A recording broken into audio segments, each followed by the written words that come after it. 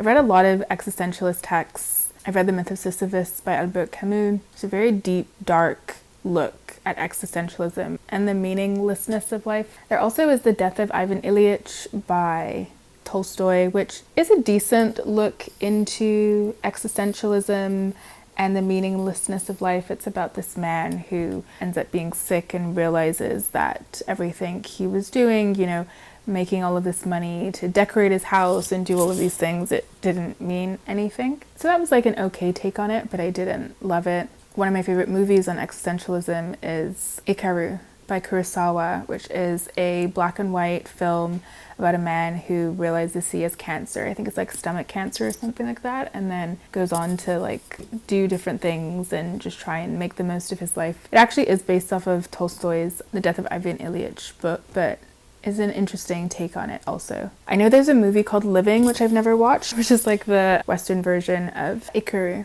But out of all of those movies and books and works of nonfiction that I've read that deal with existentialism, my favorite is definitely Ecclesiastes, which is a book in the Bible, and it's all about the meaninglessness of life. Vanity, vanity, everything is vanity. Or one of the translations says meaningless, meaningless, everything is meaningless under the sun. The more knowledge, the more you learn, the more wisdom you gain, the more frustrated you get at the inequalities that exist in life. You focus on making lots of money and it doesn't bring happiness, it doesn't bring fulfillment. It's like, okay, now I can buy all of these things, but still, what is the purpose of it all, right? So really struggling with that feeling right now. So I'm going to spend some time listening to that and hopefully that helps. I feel like my natural inclination when I'm feeling anxious like this is just to self-soothe, drink or smoke or take an edible, but it's not really getting to the root of the issue. And that's why I like reading the Bible, because it allows me to feel calm without having to use any sort of substance to get there.